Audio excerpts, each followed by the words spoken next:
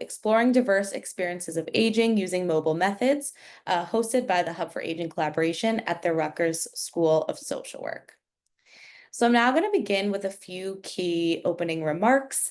I want to say the primary focus of this event is bringing together an international interdisciplinary group of scholars who are using mobile methods to advance knowledge around the impact of built and social environments on health and well-being in later life. And these innovative methods involve conducting interviews with older adults while walking, driving, and using public transportation. So today we're joined by attendees from all over the world who represent many disciplines. We have attendees from all across the United States, in states like New Jersey, Pennsylvania, all the way to Illinois, Minnesota, Michigan, in the South, Georgia, North Carolina, South Carolina, and then all the way to Oregon and Washington, as well as a few registrants from other countries, including the United Kingdom, Mexico, and Turkey. So most registrants work in higher education, it's 77%, while others represent nonprofit organizations, government agencies and departments, and healthcare providers. So in terms of the agenda for today's event, we're going to hear 4 presentations, followed by discussant remarks and closing remarks. And then at the end of the program, there's going to be that optional networking time with the speakers. So this slide here provides information on today's presenters. The first presentation is from myself. My name is Clara. I'm representing the Rutgers School of Social Work. I just got my PhD in social work this semester, and I'm going to be presenting on a project from my doctoral dissertation. Next, we will hear from Dr. James Rupert Fletcher from the University of Bath. Then we will hear from Grace Savard from University of Minnesota, who will present on a project led by Dr. Jessica Finlay from the University of Colorado Boulder. And then we will hear from Dr. Raina Croft from Oregon Health and Science University. Then we will hear discussant remarks from Dr. Paula Carter from Portland State University, and this will be followed by a large group Q&A. So without further ado, I will now be sharing my own slides for my presentation.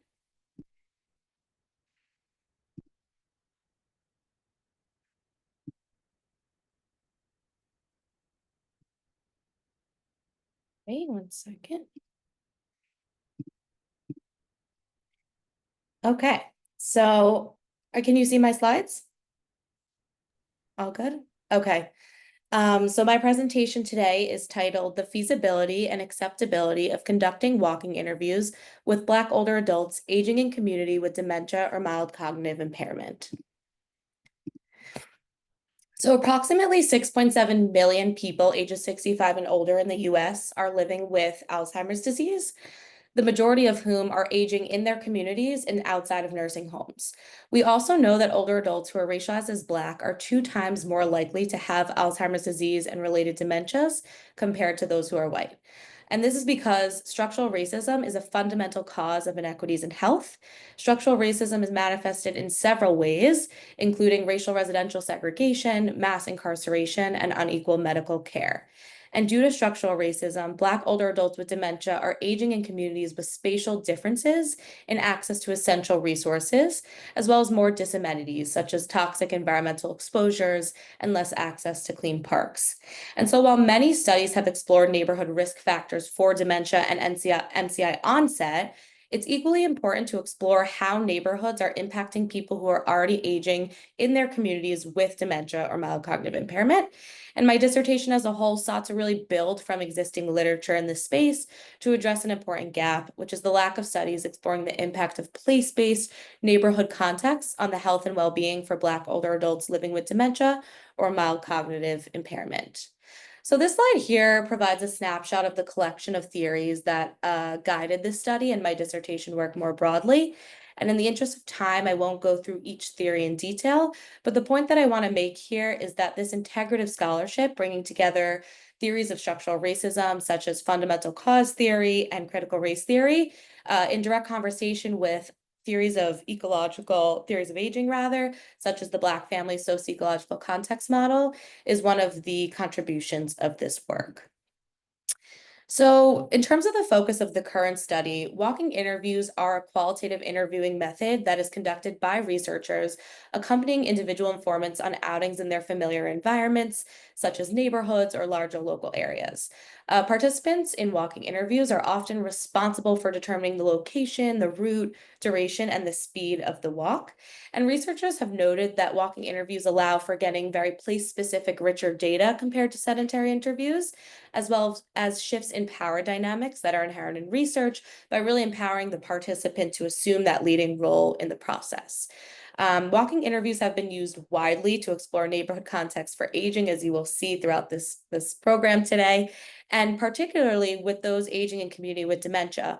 That being said, very few studies have focused on establishing the feasibility and acceptability of method among older adults with dementia who are racialized as Black in the United States.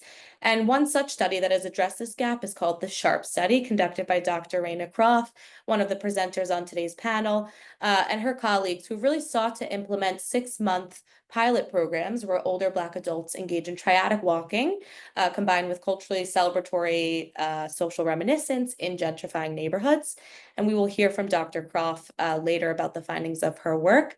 But for the purposes of this qualitative pilot study as part of a dissertation exercise, I really sought to build from the findings of Dr. Croft's work to address an important gap in the literature, specifically among older adults with dementia who are racialized as Black.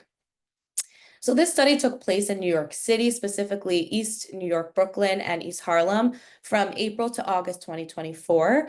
To meet criteria, participants were 60 or older, identified as Black or African American, self-reported experiences of memory loss or dementia, were able to walk with or without a memory aid for a mobility aid rather for 20 minutes, and had capacity to consent according to an established questionnaire.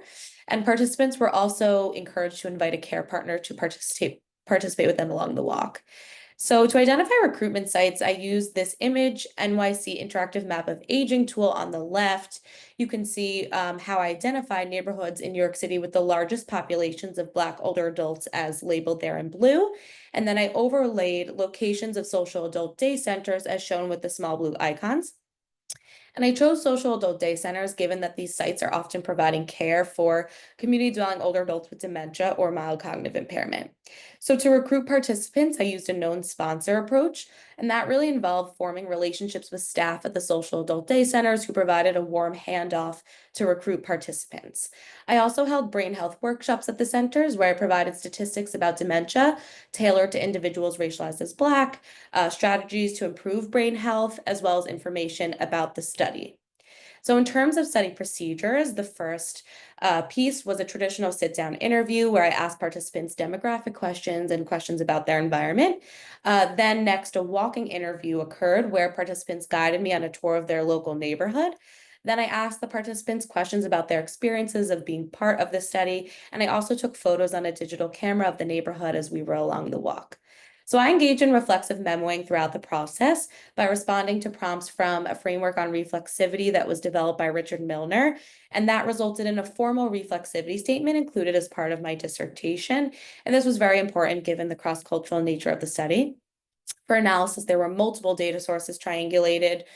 Those included those reflexive memos, the audit trail, post-interview questions, and a recruitment tracking document. And then I used techniques from reflexive thematic analysis to analyze the data. Once all that preliminary analysis was completed, I then went back to the social adult day centers to hold workshops that I called participatory analysis sessions. And those were really involved where center members, regardless of their cognitive status, reflected on de-identified participant quotes, and they provided feedback on preliminary themes. So here I include some basic demographics of the study sample, which included 10 primary participants, and only one caregiver was consented and formally participated in the study procedure. The average age of participants was 78. In terms of racialized identity, there were 8 participants who identified as Black, 1 as Hispanic Black, and 1 as African.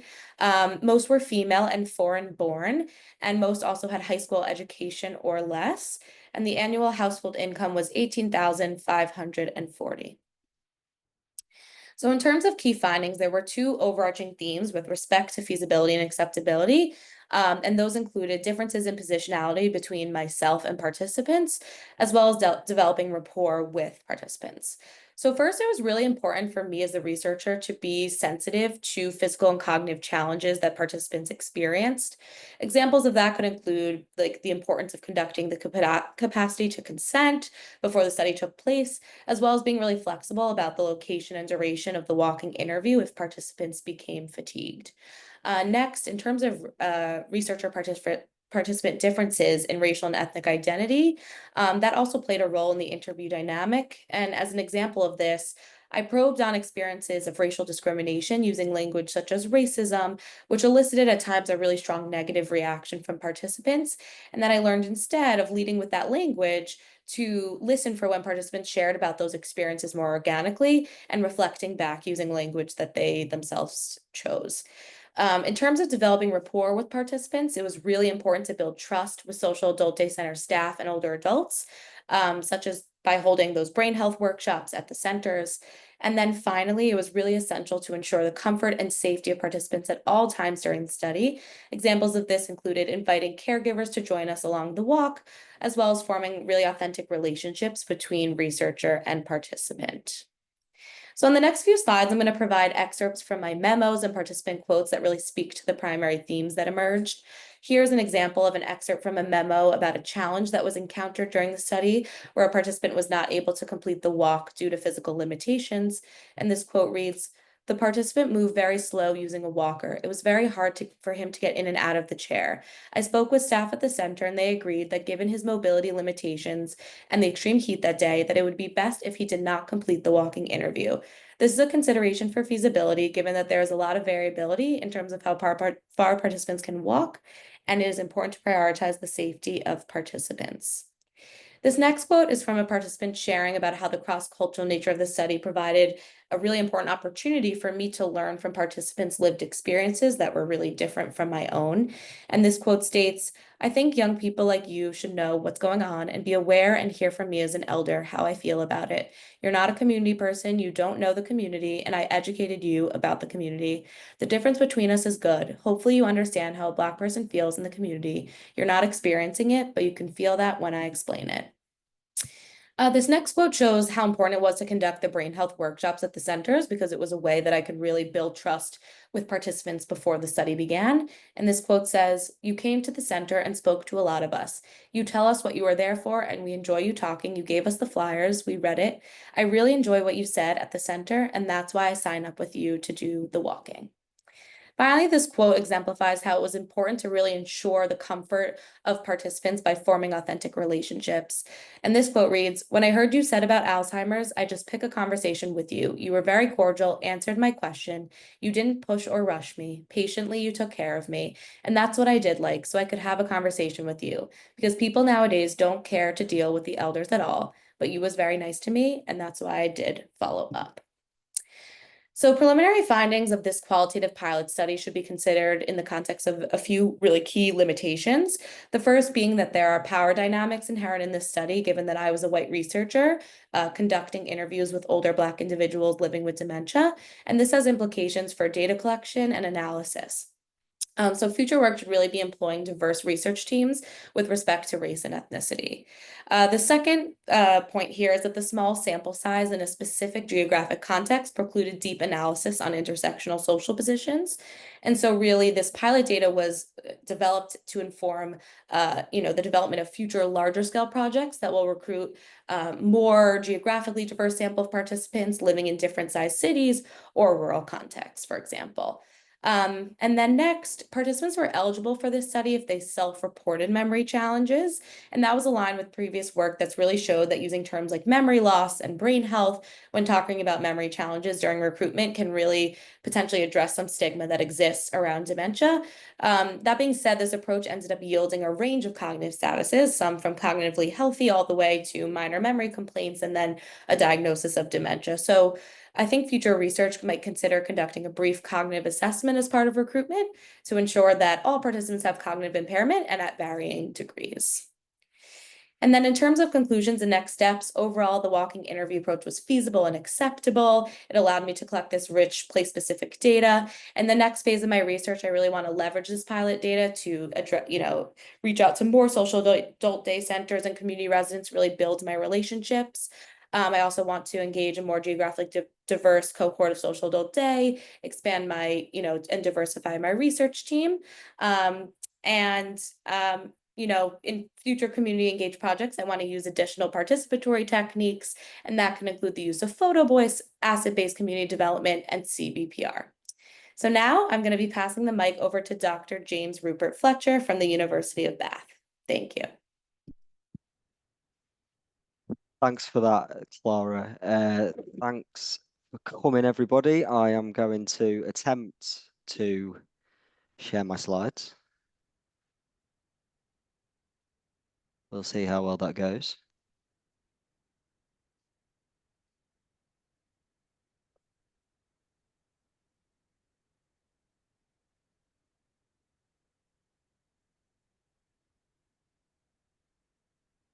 Okay, can we see note-free slides? Is that okay? Looks great. Great. Yeah, so hey everyone, I'm Dr. James Fletcher. I'm an assistant professor in digital futures at the University of Bath in the UK. I have a background in sociology and gerontology, and I'm particularly interested in dementia. And the work I want to talk about today actually took place in a different city, in Manchester and in the region of Greater Manchester. And for those who aren't familiar, Greater Manchester is a city region of around 3 million people in the north of England, sort of the second largest urban area in the UK after London. And the study I'm going to talk about was the In Situ project, which was a study of passengers on public transport who were living with a dementia. And the way that I went about exploring their experience was to conduct mobile methods, and particularly mobile creative methods. So I would travel around the city, accompanying passengers with dementia on their various everyday journeys using the public transport system, and that spans buses, a tram network, and trains, although no one really uses the trains. And whilst we were on those journeys, we would take photographs, record soundscapes, record video, and then compile all that data into a map of their multimedia, documenting their experiences of moving around the city. And you can see some examples of that work on screen now. The reason that I chose to do this sort of work is because it can reduce some of the formal cognitive demands that we place on people, particularly compared to sort of traditional question and response interview style methods that are quite reliant on memory, which obviously for doing dementia research can seem almost uniquely cruel and ill-suited to our participants. So that was one of the reasons that I wanted to study this. And the other reason for moving around the city and engaging with the transport network is that I'm really interested in how cognition happens in the real messy political world, as opposed to the great majority of dementia research that takes place in MRI chambers. So I want to tell a few stories. I want to tell a few stories from this work, just to give a flavour. So the first of these is the story of Paul, and Paul was a man who lived between Manchester city centre, the main city centre, and Bolton, which is an outlying town. And one day we were catching the bus together into Manchester city centre, and as we crossed the ring road that surrounds Manchester, Paul said to me, sorry, I've lost my page there. Can people still see my slides? I have suddenly lost my slides. Is that okay? Okay. See them. Right. So Paul says, this gets problematic from here because they're always changing the route and you start to think, where am I going to get off? they're changing that many places that you don't recognize them. And I asked if he ever went the other way into Bolton, and he said, yeah, but there's nothing there anymore. It's like one of these things where it's a ghost town now. All the major shops have closed down. And what Paul was articulating here was something that would actually become really common through the study, which was a sense of alienation in relation to the city of Manchester, which was frenetically developing, and alienation in terms of the outlying towns that were suffering market deprivation and were really struggling to recover from the effects of the COVID pandemic. You can also see this in some of the images that were taken by a lady called Joyce. And a lot of her images captured either these closing down shops in the outlying towns or the sort of luxury skyscrapers that have come to dominate the city centre of Manchester. And what they're all pointing to really are the remarkable political and material inequalities that have developed across the region following the Great Recession. So the city centre region of Manchester and Salford actually ranks slightly above the local GDP and median salary data of the United Kingdom, whereas the other boroughs in Greater Manchester are far below national averages.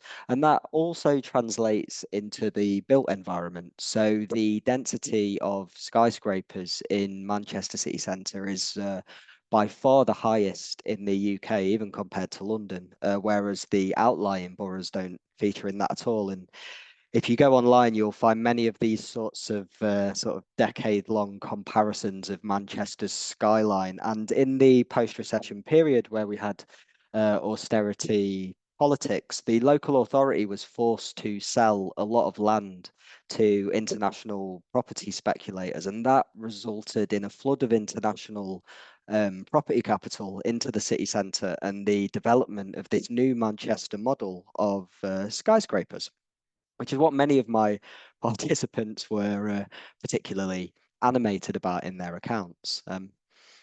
Another interesting effect of those capital flows on the city has to do with the sort of demographic layout of the city and how my participants experience that. So here's a story of Jeremy, and Jeremy was a man who lived in a relatively affluent area south of the city centre. But between him and the city centre is the district of the city most synonymous with students. Manchester has 5 universities and about 120,000 students, so a huge student population. Um, and one day, Jeremy and I were catching the bus through this student area towards a museum that's located next to the universities. And as we pulled into the student area, we arrived at a bus stop which is notorious for these incredibly long queues of students trying to get to the universities. And we both remarked that it was probably the longest queue we'd ever seen in our lives. And there was a mass embarkation of students at this point, and immediately the nature of that journey changed because Jeremy was an older man who had impaired mobility as well as dementia, and we'd sat in the accessible seating at the front of the bus. And that became a bit of a problem once the bus was packed full of students, because all of a sudden we found ourselves jostled by bums and bags in our faces, and we spent the rest of the journey in silence. And our second journey was actually to the same museum, and this time Jeremy decided to take me on the tram instead of the bus. And on the map, the tram is displayed in black and the bus route is displayed in grey. And you'll notice that the tram route is far more circuitous. It's also more expensive, and it also involves a lengthy walk from the city centre down to the museum. But Jeremy told me that this was a better route because it avoided the university centre and avoided the students. Um, and this is another theme that repeatedly came up during the in situ project. This sense that older people living with dementia felt increasingly segregated in this unequal urban environment. And there were some micro forms of segregation that particularly animated them. So my participants developed data poems from transcripts over some of their images. You can see two examples of that here, and it speaks to some of the ways that the material infrastructure of Manchester feeds into processes of age segregation. So a classic example of this is during the entire project, I only went upstairs on a bus once, and that was by virtue of this staircase that you can see on the left. The rest of the time, I would always be on the bottom level of the bus, and that was a place seemingly reserved for people living with disabilities, older people, and young mums with prams, whereas the urban youth inhabited the upstairs of the bus. Another important process of segregation was the creeping digitalization of the infrastructure. So on the right here, you can see one of the contactless payment pads for the tram service for the Metrolink. Um, and this was a problem for some of my participants because they were vehemently opposed to using cards and cashless payment because cash was a material resource that allowed them to keep track of how much they were spending and how much they could spend during the day. And several had stories of spending farcical amounts of money when they'd gone out with a contactless card. And this put people off using the tram network. But they also revealed broader processes of age segregation. So here you can see some interesting data from last year from a property site where those luxury skyscraper apartments in the very young urban centre of Manchester are located, compared to the market for retirement flats, which tends to typify poorer areas of the south of the city. And so these demographic siphoning out processes are built into things like the property market. They're built into where we send our students in the city and where people like Jeremy feel that they are and aren't able to travel through the city and the kinds of infrastructures that they feel that they're able to use. I think what's really interesting about this is that through all of these different forms of data collection, my participants were able to point towards the sort of mass and complex political aggregations of material in the city and how they affected their lives. And we're talking about the influx of development capital to build these build to let skyscrapers, the mass studentification of the city under the relatively recent marketization of education in the UK.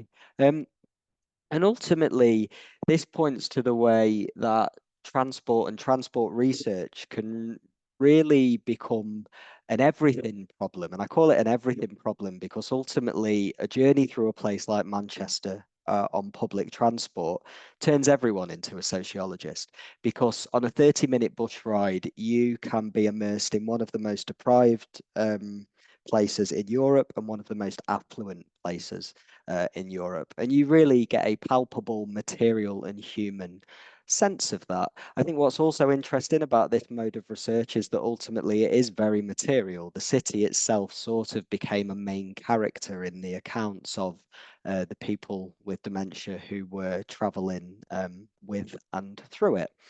So that is some of the stuff that I learnt during my time with passengers with dementia traveling around Greater Manchester. It was most importantly a really, really enjoyable way of doing research. So I'd recommend that anybody thinking about it gets involved in that style of research. And that's pretty much it from me. So I will now hand over to Grace Savard.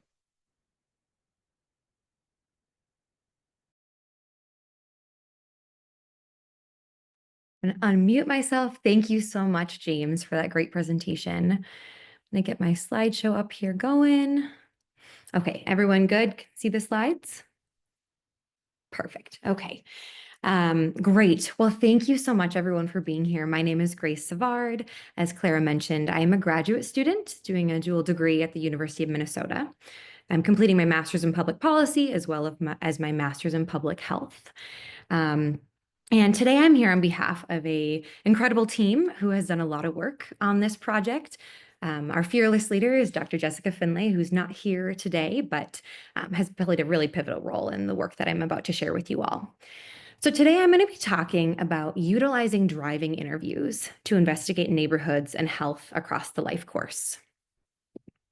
I'm going to start by talking about why driving interviews as a whole and what they can add to the field of mobile methods more broadly. Then I'm going to move into a brief overview of the Neighborhoods and Health at All Ages study, which is the study that we used, that we employed driving interviews in. Next, I'm going to highlight some key results of our driving interviews and do some participant spotlights, essentially to give some lived experience to contextualize some of our findings. I just want to note that all the participant spotlights that I'm sharing will be participant pseudonyms. And finally, I'll close by talking about looking ahead. What does the future of driving interviews look like? And what can we think about as we are building out mobile methods moving forward? So why driving interviews? We know that capturing the intrinsic connection between neighborhoods and health is quite challenging, but very important. While mobile methods have increasingly been utilized to analyze experiences of self and place, currently most mobile interviews are conducted via walking. In an effort to think about expanding mobile methods for the Neighborhoods and Health at All Ages study, we sought to offer driving interviews as an option. What we found is that driving interviews can be particularly useful because cars can serve, one, as a geospatial refuge. They can serve as a more accessible modality for some participants. And they also can serve as an extension of the participants' built environment, particularly of their home. I'm going to expand on that a little bit further, but first I want to give you, oh, there's a little car that moved in, a little overview of the Neighborhoods and Health at All Ages study. So the purpose of this study is to investigate which neighborhood services, amenities, and hazards are perceived as most relevant to cognitive health. The goal was to think about extending the concept of cognability, which is a concept that was coined by Dr. Finlay as well as Dr. Mike Esposito here at the University of Minnesota. And what cognability is it's a novel ecological model inspired by walkability that conceptualizes how neighborhood environments may shape dementia risk through various social and behavioral pathways. So we sought to investigate this through a complementary seated interviews as well as mobile interviews. The seated interviews were required, and then we offered mobile interviews as a sort of a subsequent option for participants to engage in with us. Of the 57 mobile interviews, 9 of those participants opted for driving interviews, which is what I'm going to be sharing more and focusing our conversation on today. So one of the strengths of the study was our robust sample size. I just want to put this slide here to briefly share that we worked really hard to recruit participants across various axes of identity, axes of positionality, axes of privilege, to try and understand how these neighborhood features are impacting our cognitive health and well-being across the life course. We also recruited participants from across the Twin Cities metropolitan area. You can see here again, we focused on the suburbs. We also focused on North and Northeast Minneapolis, as well as downtown and Como, South Minneapolis, and then reached into St. Paul as well. So thinking about cars as a geospatial refuge, I'm going to highlight here how we saw cars operating as protected private spaces for sharing and storytelling. One of the ways in which we saw this was how cars themselves were promoting safety amongst researchers and participants. We saw this particularly in environments that otherwise might feel uneasy or unsafe to the participant, and I'll share an example in the next slide. We found that the durable structure of cars seemed to create a protective barrier between participants and researchers and the surrounding environment. So our conversation with Camilla was one interview where this was particularly relevant. Camilla was a dedicated mother of 5, living in North Minneapolis. She was also studying to become a nurse at the time of the interview. And she was very engaged in her neighborhood, but felt a pretty significant sense of lack of safety in her neighborhood. She shared with us during the seated interview that she did not feel safe walking in her neighborhood, and she actually typically avoided the streets that we were driving on during the mobile interview. So it was a really unique opportunity for us to be able to observe and witness some of the hazards in her neighborhood that she had identified in ways that we wouldn't have been able to had we been walking on a mobile interview with her. Some of the things that she shared with us was that she had witnessed quote unquote homeless people screaming at pedestrians in the past on these very streets. Her car was shot at when she and her children were in it. She called the police and no one came. So these experiences and others helped us understand on the driving interview how her neighborhood was contributing to her sense of stress, her ability to move in her neighborhood, and how it was essentially restricting her desire to want to walk and move. While in the car, it appeared easier for Gamilla to navigate around her neighborhood, as well as pinpoint beneficial and harmful features. We also found in this particular interview that the conversation was much more free-flowing. So we had started with a seated interview, we moved into the car, and she seemed to open up. We seemed to I think the positioning of ourselves in the car in this case made it feel like she was less of the spotlight, and she was guiding us through her neighborhood in the comfort of a car rather than sitting for a seated interview. We also saw that cars serve as stable, accessible, and safe interview environments, particularly when alternative spaces might not be available. Additionally, we saw that cars are operating as a geospatial refuge during times of inclement or otherwise prohibitive weather. I'm going to spotlight our conversation with Abigail here to exemplify that point a little bit further. Abigail is a full-time student here in the Twin Cities. She also was balancing multiple jobs as well as a variety of different personal responsibilities. Her interview was particularly challenging to schedule, and we learned that this was because of all of these different commitments that she was trying to balance.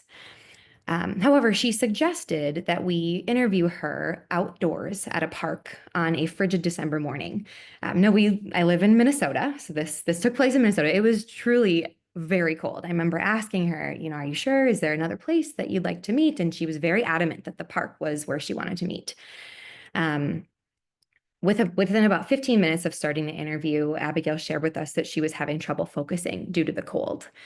In a quick pivot, Desiree and I, Desiree is the co-interview in this case, offered to move into Desiree's car. We moved there, the three of us, restarted our conversation, and we learned then in that moment that Abigail was living in a shelter. So in this case, she did not have the ability to bring us into her personal space, and Desiree's car served as this geospatial refuge, both because of an unavailability of other spaces and also because of the chilling cold in the air. In this interview, we learned that cars became an environment to share openly and honestly. They are therapeutic and comforting spaces for some, and they also can organically become reflective spaces. Thinking about cars also as an accessible modality for understanding neighborhood service use and engagement. We found that cars and driving mobile interviews allowed us to expand and diversify the geographical area that we were covering during mobile interviews. We saw this in that when we were conducting a mobile interview with folks and they remembered something spontaneously, we were able to pivot more quickly being in a car in comparison to when we were walking, largely just because of the pace of our movement. We also found that utilizing cars for driving mobile interviews allowed for more accessibility and were more accommodating for certain participants' mobility preferences and needs. I'm going to share a little bit about our conversation with Diane here to highlight this point. Diane was a lifelong learner. She had attended graduate school. She had 3 degrees, and she had shared with us that her neighborhood played a really key role in her staying engaged throughout the course of her life. She was really excited about the mobile interview, but walking simply wasn't feasible for her due to some previous injuries. So she was very grateful that we had the driving option available. What we learned during her driving interview was that there were a variety of tranquil spaces in her neighborhood environment that she would actually drive to with her car, park her car, and sit there. Again, it was a really unique way to engage with the environment, to learn about her neighborhood, how it impacted her in a way that was less taxing on her body. The last point I'm going to highlight is how we learned that cars can serve as valuable extenders, particularly extensions of a participant's home environment. So we think about this point, particularly for driving interviews when we, the researchers, were riding along with a participant in their own car. So we, the researchers, weren't driving, the participants were driving in this case. What we learned here is that the objects and artifacts that are present within these vehicles serve as clues for how folks are organizing their lives. And we became particularly attentive to trying to think about how the car was organized and how that then could inform the way that we conducted the interview and the conversations that we talked about. Thanks, Natalie. I see your hand up there. I'm going to spotlight our conversation with Ella. So Ella, despite her mobility needs, was incredibly engaged in her neighborhood. She was an active neighborhood organizer. She had ran for city council positions, and she was very dedicated. And she shared with us that she wanted to drive us in her own van for the mobile interview. I remember vividly Desiree and I, Desiree is the co-interviewer, she opened the door and invited us into the van for the mobile interview, and we crawled past this large mobile scooter that was within her van. Now the scooter here was a clue, right? She hadn't shared with us that she had used a mobile scooter to get around. And so knowing now through this driving mobile interview that the scooter was a big part of her life allowed us to then think about what kinds of amenities in the built environment might be beneficial or harmful for Ella. The examples might be paved and smooth sidewalks, crosswalks, etc. To close here, I just want to pose some questions, recognizing that driving interviews certainly are not the best option for every study. I think as we continue to learn about the utility of driving interviews, these are some questions that we can reflect on. The first is who should drive, the participant or the researcher? In our case, we had opportunities for both participants to drive, in which case we would ride along, or if the participant didn't have a car or didn't feel like they themselves wanted to drive, they could ride along with us, and researchers would drive while having the participant guide us along the route. Is the route going to be spontaneous or determined in advance? How does the seating facilitate or impede conversation? Who might driving interviews be best suited for? Might this be folks living with disabilities? Might this be folks living in the suburbs where their services and amenities are farther away and a walking interview simply might not be possible to see things? And lastly, as we think about the utility of driving interviews, what other modalities could mobile methods be expanded to include? I think we've talked about busing, boating, flying. How can these interviews and movement help us shed light on folks' health and well-being? Thanks so much for your time. I'm going to pass it over to Dr. Raina Croft next. Wonderful. Thank you so much. These are all so interesting. Okay, I'm going to share my screen. And let's get that in slide mode. Just a moment. All right. Set my timer. Okay, I'm really excited to talk with you today about the SHARP study. I'm Associate Professor of Neurology at the Oregon Alzheimer's Disease Research Center. My background is in anthropology, so I've been able to apply an anthropological lens to create culturally celebratory brain health interventions, particularly for older Black adults, and working within my own community in Portland, but also in Seattle, and now expanding to Oakland. So first off, SHARP stands for Sharing History Through Active Reminiscence and Photo Imagery. And so what I'll be discussing today is how mobile interviewing can actually serve as the intervention for maintaining or improving brain health. So when I talk with community members, people don't necessarily think of brain health as the health of this solitary, isolated organ inside our heads, right? And this is sometimes how we present it as researchers, especially if this is our world because we're in Alzheimer's research. But really, community members, participants think of their brain health more in terms of how it can help maintain their identity. And identities are reinforced by the relationships that people have in their lives. So brain health is the ability to maintain relationships.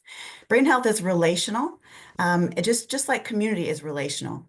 And when we talk about maintaining brain health, I think we often, as researchers, may convey the idea, maybe erroneously convey the idea, or subconsciously, that exercise has to be this really hard, solo, arduous task, but it can be social and it could be something that one looks forward to.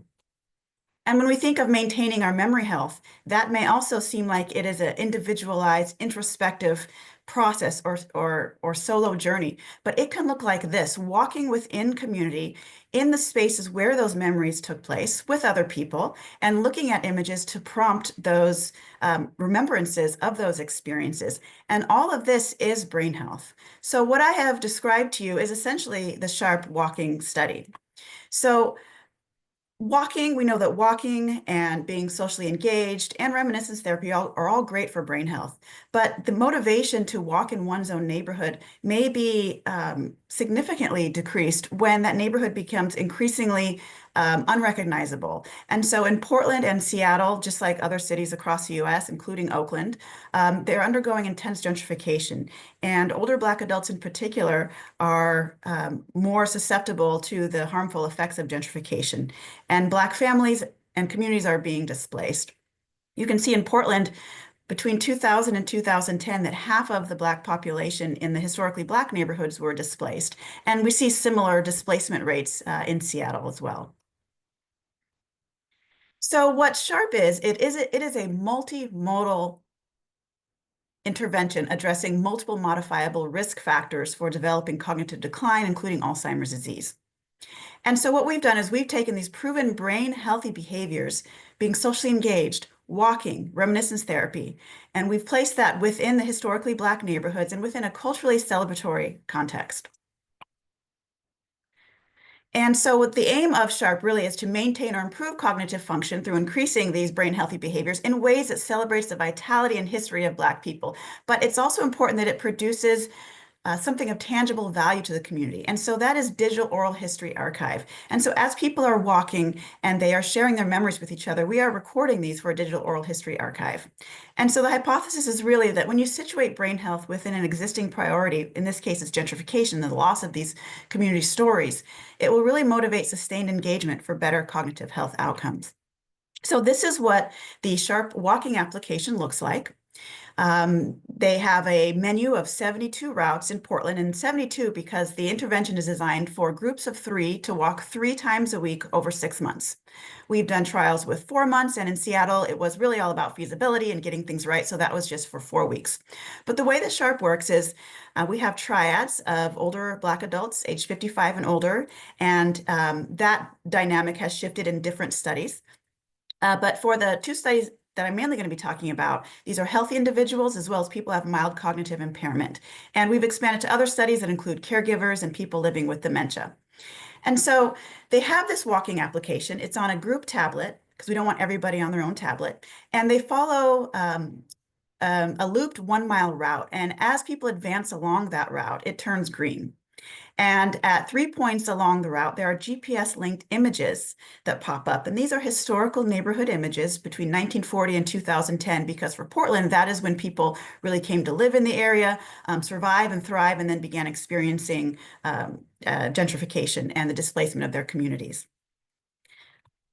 And so this is what a prompt looks like. So the walking application for Portland houses 72 routes that are divided into 27 different themes. And these themes are different for different cities because we do a series of focus groups to learn from community members what is it that they would like highlighted in their routes? What themes are important to the specific history in their communities? And so you can see that there's a variety of topics. So it gives someone something to look forward to. What are we going to talk about this week?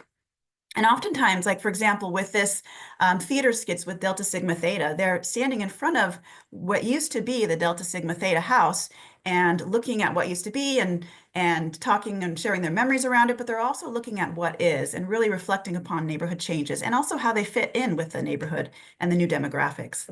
I just want to give you an example of what this looks like in Seattle. We have different themes there. Our library is growing to about 22 routes, and we have a current study where we'll be building up that library and continuing to test these routes.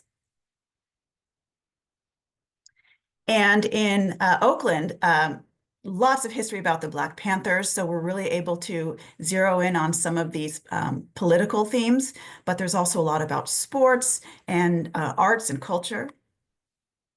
And we're also able to engage a lot of emerging scholars, largely underrepresented scholars in the health sciences. And so they're able to create the routes and work with participants to really create something that is going to be relevant and of interest. So in terms of the intervention being, or the interviews being the intervention, we did find positive results. So first of all, we know that these interviews, I'm not used to calling them interviews because they don't feel like interviews. These walking discussions, they really inspired retention and engagement. We have high retention rates across all of our pilots. We've done 5 pilots so far. We did find that after walking for 6 months, that blood pressure, it decreased, improved, that Montreal Cognitive Assessment scores that measures overall brain function and functionality, that 50% of our sample, and there were 21 individuals with 18, remaining, which is the 86% retention rate, that 50% of those individuals had improved cognitive assessment scores. And of those who had mild cognitive impairment, 67% of those individuals had improved scores.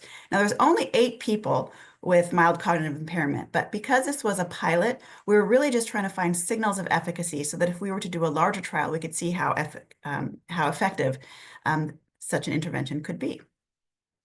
Another interesting finding was that mood for this cohort, 100% of individuals said that they experienced improved mood after group walks and since the group walks began overall. And that's particularly important because people are walking through gentrified neighborhoods and they're experiencing places that are no longer places that were that brought together community, that house their personal memories, and those places no longer are. And also being able to see other people who look like them in the community is becoming increasingly rare. So the fact that these walks actually improved mood is quite important.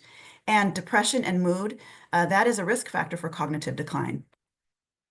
So in terms of self-rated health, we see that pre and post measures, a greater percentage of people rated their health as excellent or good among those who were healthy. Similarly, improved percentages among those who were mildly cognitively impaired.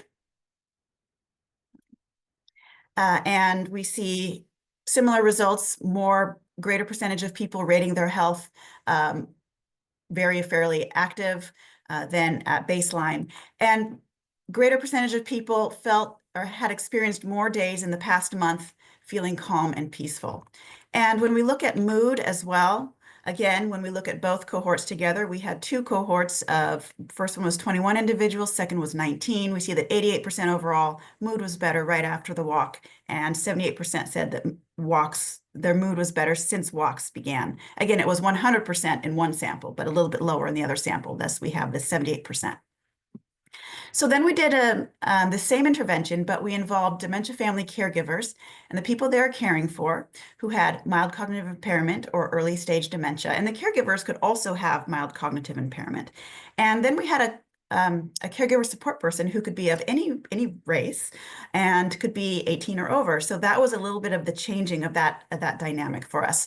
So one thing to note is that the triad can be open to different formations. Maybe eventually in the future it will be walking with grandchildren, or maybe the researcher interns can be part of that walk, as you see in here. So we do walk with them for the first 3 walks, but after that, it is the 3 individuals who are determining their schedule and who are determining which route they want to walk and are doing those walks 3 times a week themselves. So back to health results again with the caregivers. We also saw improvement in their Montreal Cognitive Assessment from baseline to end study, and a greater percentage of people rated their health better than they had at baseline. And again, more people felt that they had experienced more days feeling calm or peaceful since the walks began. So in Seattle, again, this was just 4 weeks of walking, but we once again had high retention rates. This was 31 individuals. And these high retention rates mirror what we see in Portland, which tells us that the historical storytelling and the image-based conversational reminiscence is really a driving mechanism for enrolling people and sustaining their engagement. And when people sustain their engagement longer, they're more likely to have better health outcomes. And so we see in terms of depression, again, that is a major risk factor for cognitive decline.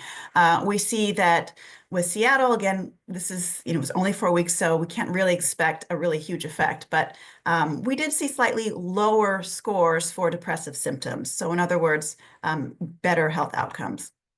So overall, in looking at focus groups, because that is an essential part to understand how are these walks impacting people, as well as asking them about, feasibility and logistics, what we found was that social engagement outside of the program increased, as well as physical activity outside the program.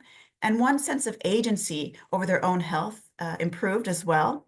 And people became more aware of the link between exercise, socializing, and cognitive health. And being in these walks inspired healthy habits and self-care, feelings of connection to community, and sense of purpose to record their memories for the community. In Seattle, we had similar findings. People really enjoyed being seen. That was important for them to be seen in this community, especially with the changing demographics. And I'm going to wrap up here with just a couple more comments. So I just want to share this slide where individuals were responding to how these walks impacted them. And they say, I think just being connected with the neighborhoods, I was just in awe of just walking through the neighborhoods and the different people there and what used to be and what not. And I'm looking forward each time, you know, to, oh, what has changed? What's new? So that motivates me, just being connected to the community. I do want to bring attention to this article that Dr. Carter and I wrote. It gives some key decisions and lessons learned for when doing mobile interviews. And finally, I just want to say that in conclusion, what the SHARP intervention does is really, it's using mobile reminiscence as a driver, like I said before, to enrolling, engaging, and sustaining these healthy behaviors and sustaining people in the research study. And SHARP decenters the brain, which is very abstract, and rather it centers community relationships, community history. And this contextualizes brain health in what matters to participants into something that's more meaningful and tangible. And with gentrification, what SHARP does, it cannot change the person environment fit, right? It cannot improve that necessarily, but it can utilize the landscape of gentrification for connection rather than disconnection, for expression of Black culture rather than its suppression, and for remembering history rather than forgetting it.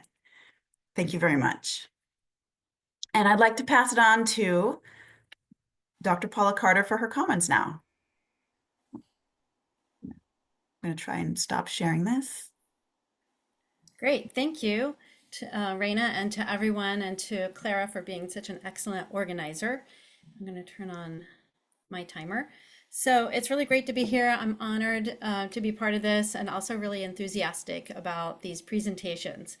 And I just wanted to provide a brief summary of my experience and kind of how I got to this day and to being this discussant. I started doing ethnographic research and senior housing. I was informed by ethnographic research around neighborhoods and health and aging. And so I started doing ethnography, and that sometimes included walking along with, riding in a car with, and busing along with research participants. But at that time in the mid-1990s, I didn't think of that as mobile methods or use terms like go along or ride along interview. Later, and building on that ethnographic work in assisted living facilities for older adults living with dementia, I shadowed care staff in what's called memory care units here in the United States.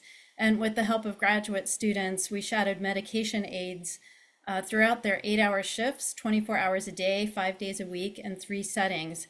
And the reason we did 24-hour observation is because we were interested in learning about how medication aides decided to administer medications to residents who needed a PRN or prorate as needed medication. So like pain relief or cough relief or stomach, you know, something that comes on suddenly and that you want to treat right away. And so being there was really important to be able to understand the context of decision making about giving medications to people who might not be able to express their needs verbally. And so that generated a lot of notes and a lot of lessons learned about doing this type of research. And so I delved more into the literature on shadowing, and that's when I came across mobile methods literature, including go along and walking interviews, bike along interviews, and there's just a lot of variety in this literature. It's really fascinating. And so I'm somebody who teaches qualitative methods to graduate students. So I like to experiment with different methods and have done walk-along interviews with older adult residents of people living in publicly subsidized housing or social housing, as they went about getting food from various sources like grocery stores, food pantries, meal sites, and that experience is described in the paper that Raina Croft showed a few minutes ago. And that project added context to a survey that we had, in which we had identified food insecurity among residents of these urban buildings and mostly in downtown Portland.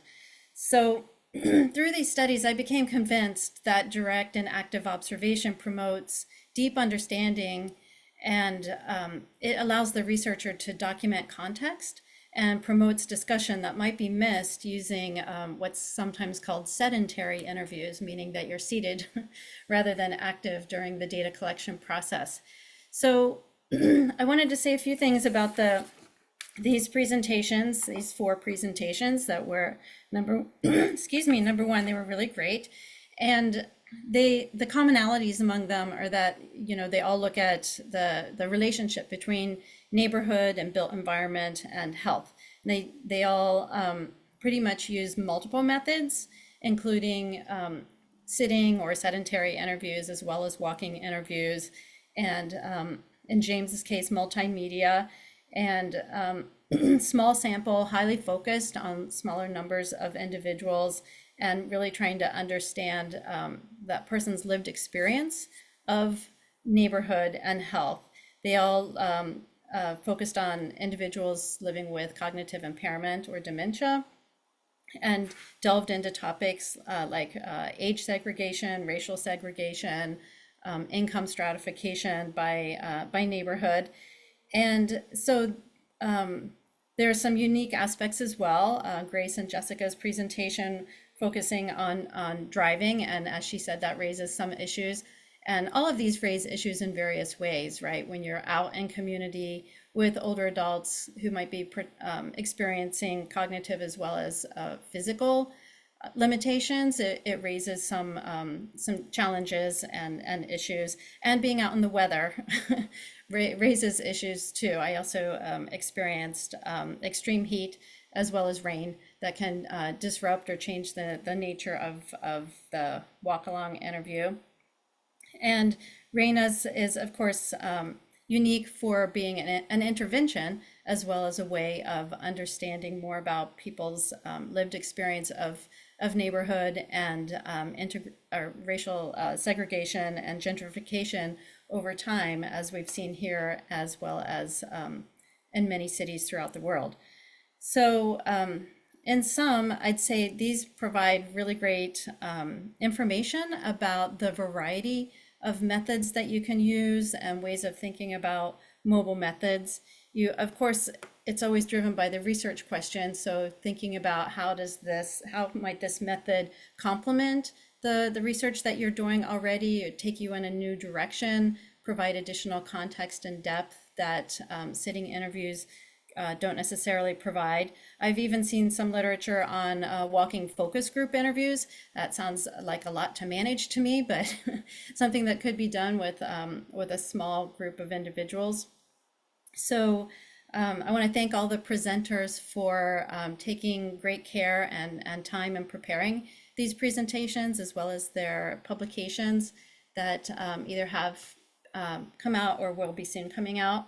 And I also want to let people know we're going to move to the question and answer portion of this, and which will be followed by a brief opportunity to join waiting rooms, or not waiting rooms, but rooms with individual speakers if you have follow-ups. But I think I'll ask a kickoff question, and then Clara is going to help by facilitating some of the questions that came in the chat, and and she and I have additional questions too, and possibly the presenters have questions of each other. So let's see. I think the first question that I will ask the group, and maybe we'll go in the order of the people presented, is that participants might be wondering how to distinguish between different methods, such as ethnography, participant observation, go along, walking interviews, shadowing, and other mobile methods of collecting data. What would you say, and how do you think about this in terms of what phrases or terms and definitions that you use to inform your work?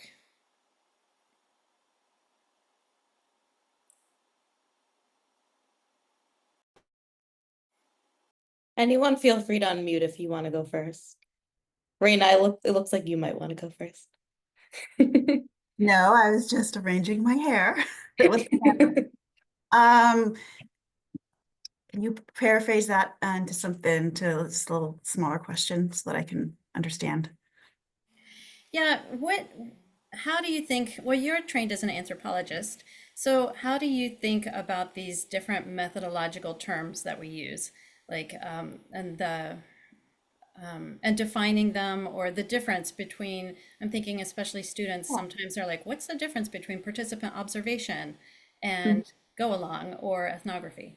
Well, I'll just say that for Sharp, it's been called a lot of different things which don't quite sit right with me. It doesn't feel like it's an interview. It feels like it's story sharing and conversation. So I've called it conversational reminiscence, which I haven't heard anywhere else. Maybe it's somewhere else, but that's just sort of what I've been calling it throughout. It's been called walking tours, and it doesn't feel like a tour because they are not doing this to teach others. It is not, this was our neighborhood, and now we want to teach you the history. It is for themselves. It is for how they want to process it, and the changes, or whatever they choose to process or talk about. And it's for their own benefit. It's not for the benefit of another audience. Though I would say that we are now conducting a stage play using the narrative, so it has transformed into being for an audience. So I call mine conversational reminiscence walking sessions, and it's a little long, but I guess it's closest to, it's a little bit ethnography and it's a little bit interviewing. And I'll just stop there so others can participate.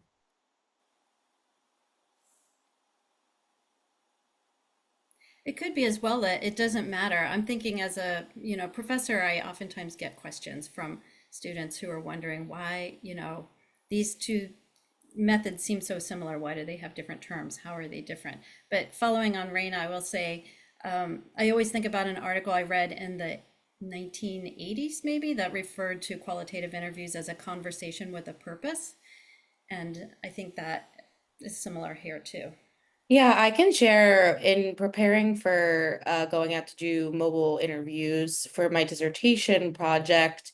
I was doing a lot of reading around what's been done, and there was one paper in particular which we can share as part of the materials out to our participants when the event is over. That was, I think, by Evans and Jones, and they have this really nice kind of like a typology of different types of walking interviews, from all the way from, maybe you're completely guiding someone from to not, like, I don't want to say it because I don't want to, miss say it, but I think that we could share that as part of the event takeaway materials, if that's helpful.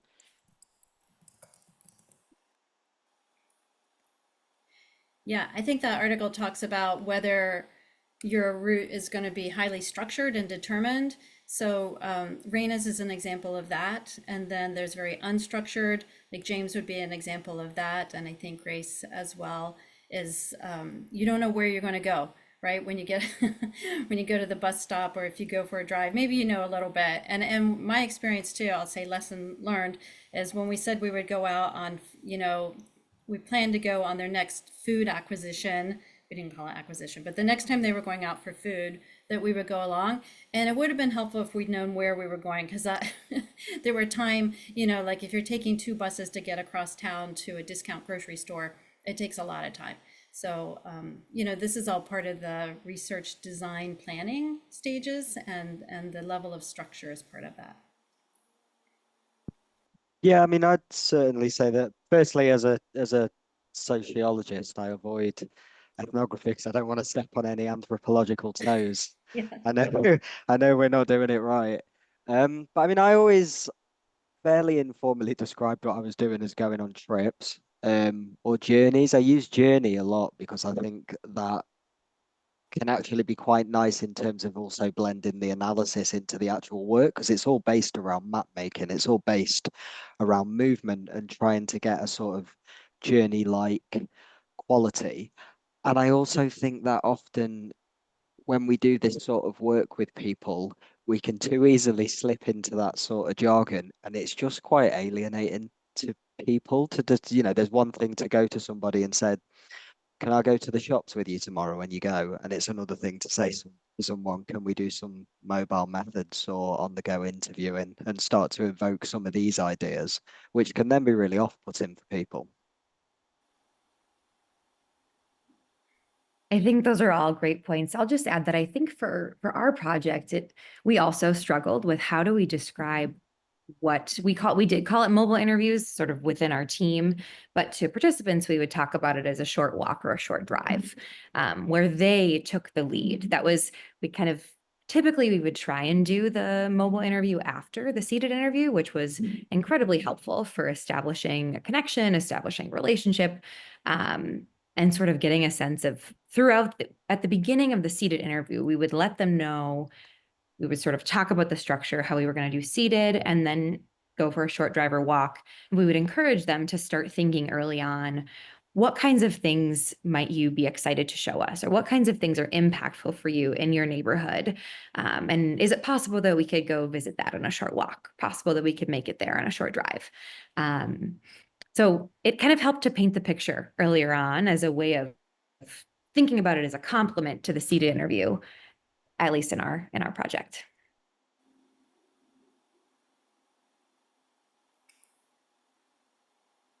Paula, did you want to go with another question, or should we move to some of the chat questions? Why don't you go with chat questions, and I have a couple follow-ups if there's time. Okay, great. So we have one that's directed at Grace in terms of the driving interviews. The person had said, with the driving interviews, were there any issues with insurance? Whose car was used? Were there any participants nervous about getting into the car with what I presume was a stranger, especially if the stranger was a younger male? Finally, I was wondering about the quality of driving when the driver was simultaneously conducting the interview. Yes, these are all great questions. I'm so grateful. 12 minutes, it was really hard to be like, what do I focus on? I tried to focus more on the stories, but I'm so grateful for this question because I think it sheds light on the complexities of driving interviews and a lot of the limitations. So for insurance, we did not experience any issues. Our IRBs actually didn't require any more information from us. We had sort of shared the plan and they didn't require any more information in regards to insurance for driving interviews. I think I alluded to this briefly in the conversation, but the car that was used varied. If a participant opted to do a driving interview, we would ask them if they wanted to drive or if we could drive them in Desiree's car. The next thing is that for the most part, we had 2 interviewers present for every driving interview and seated interview. And so this allowed us to help with the quality. If the researcher was driving, then the other researcher would be asking questions, taking notes, and taking photos. We also had some GPS tracking that we would put on essentially so that we could have a footprint of where we had traveled for those mobile interviews. The last thing that I'll comment to the question about nervousness. So Desiree and I are both women. And so it was 2 women that we were the strangers, the researchers in this case. And we, amongst ourselves, had to do a lot of talking around having a really established safety plan in place around how we would feel, different cues that we would use. We had some code words for signaling if we were feeling a little bit uneasy. But there certainly was some risk involved. And I think it was very helpful to do the seated interview first because it helped us get a sense of who this person was. I'll stop there, but I could talk on and on about that. And I think it's just the general feasibility and use of driving interviews largely, there's lots of room for future research there. Thanks, Grace. I'm going to move on to another question that was directed towards me. The question was, why do you think the term racism generated a negative reaction? Is there a sense that there is a negative baggage with the term, or do they feel that they weren't victims of discrimination? And I want to say this was a really important point that was actually brought up during my dissertation defense. And it was important in the context of my work to distinguish between racialized identity and ethnic identity. There were quite a few participants in the study who were immigrants, people who came and moved from Panama, Jamaica, Guyana, for example. So one reason we discussed in the context of this defense why participants could have had strong reactions to language around racism was because there's a lot of variability in experiences of racialized identity and ethnic identity in my sample, and people might experience these experiences of structural inequities in different ways as a result of that. And then another reason that this could be given the fact that there are differences between researcher and participant in racialized identity. I think it could be possible that people might not have been as comfortable talking about this with me, but I think per the comment on the slide in my presentation, I think overall the response, because I directly asked participants about this cross-cultural dynamic, the general response is that people felt it was really important for me to be able to learn and to, experience their neighborhood alongside them in the ways that they know. And so it was a really, really important theme that was kind of woven throughout and came out in my reflexivity statement. So next I want to go to James. In the US, there's a difference in attitude towards public transportation compared with Europe, as Americans are in love with their cars. Public transportation is typically used by those of a lower socioeconomic status who don't own a car. What difference in perspective might this have on your research? Yeah, that's an interesting one.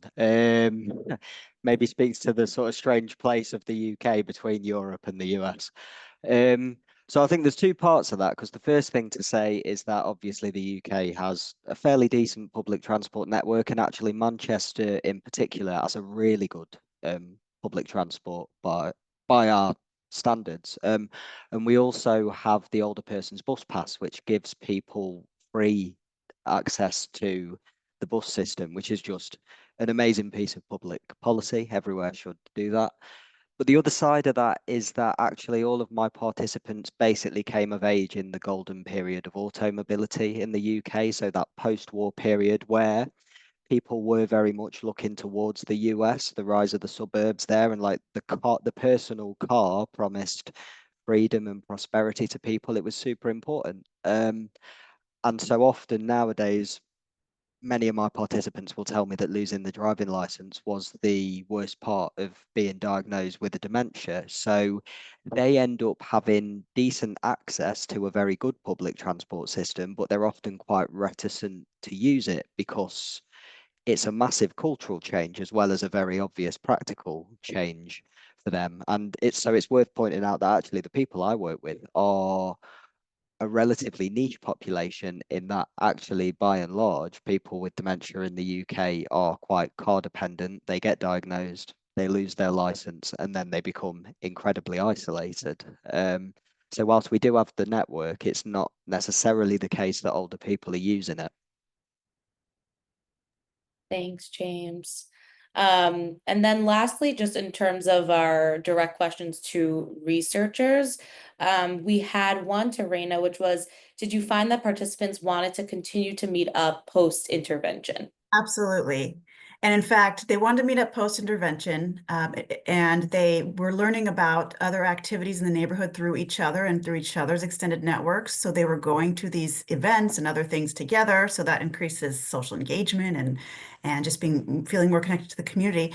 But each subsequent pilot, we could fill up the entire 21 people with the same people who walked. So we have to be careful to make sure we engage new people and a certain percentage of people who've already done the walks before. So yes, there is certainly impact outside of the program because of what they're experiencing inside the study. That's great. This is kind of a question to the whole group, Paula included in your experiences as well.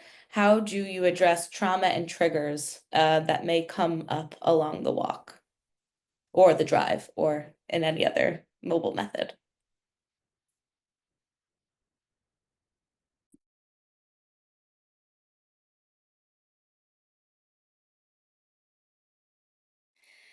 Well, I'll just say briefly, and Raina might have more to say about this, is, we were interviewing people who had experienced hunger and food insecurity, and also were living in very low income public housing, and also had health conditions, chronic health conditions, and physical disability.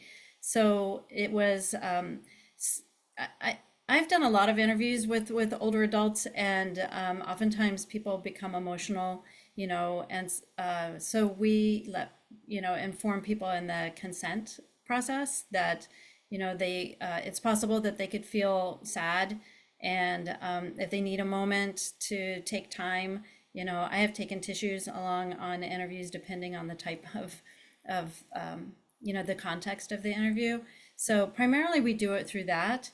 I will say I have not done any sort of formal process beyond, the consent. So I'd be interested to hear what others have to say. Clara, so sorry, can you paraphrase the question? I was responding to somebody in the chat. No problem. So the question was, how do you address trauma and triggers for participants that may come up along the walk? Yes, in the consent, we talk about that. We talk about that as a risk that you may feel, discomfort, and that you don't have to talk about anything that you don't want to. But what we actually found was that walks also served as a process of healing from the trauma of gentrification, specifically because people had not walked through these neighborhoods in a long time. They had driven past, and they were subconsciously avoiding these neighborhoods, walking through them because of the pain they would cause. But the slow pace of walking with other people who understand exactly how you feel and who have the same shared historical context and connection to the community, that served as a support group, and people were able to process their feelings together. And so I think that's the key to having improved mood afterwards. If people were walking solo, or if it was a sedentary interview, or just interviewing with me, or someone else this is my home community, so maybe somebody else who was an outsider. I don't know that processing, that healing piece would be there, but there definitely is some trauma in the walks. One person described it as a roller coaster of emotions. One person described it as they were forced to walk past their mother's home, which they hadn't done since she passed away. But because she had her two friends there, she was able to do it, and she grew from that experience. Paul, I think that's really important what you put in the chat, that especially from the early career perspective, that some students have completed trauma-informed communication training as part of that. In the last minute, I'll give either Grace or James the opportunity to respond before we just move on to some closing remarks. I'll just add that I think I mentioned this in the presentation, but driving interviews, in a sense, one of the limitations is that you sort of create a barrier between the participants and the researchers and the rest of the environment, which can, limit interaction. It can limit the people folks are seeing.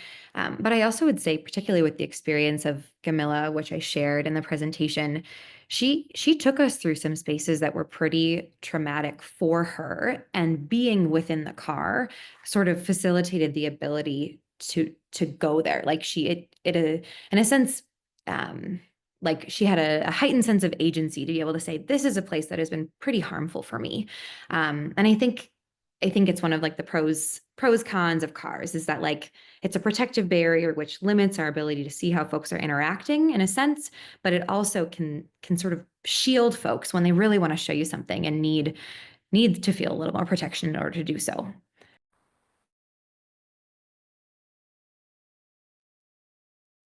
Okay, we just want to are there any participants who want to quickly unmute and share something that they haven't already put into the chat?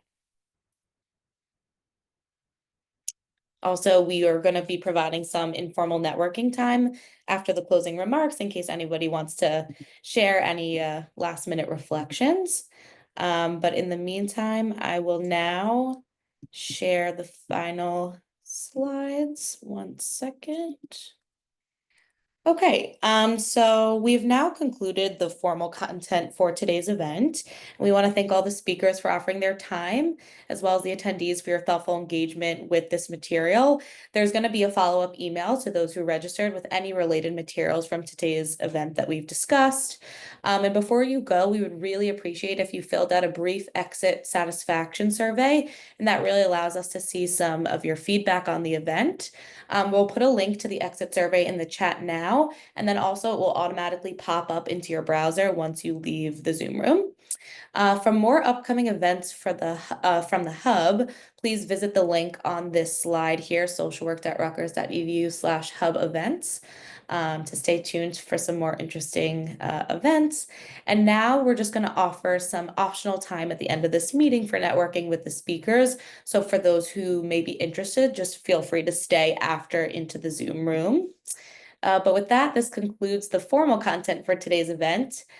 For those who are heading out, thank you so much for joining us.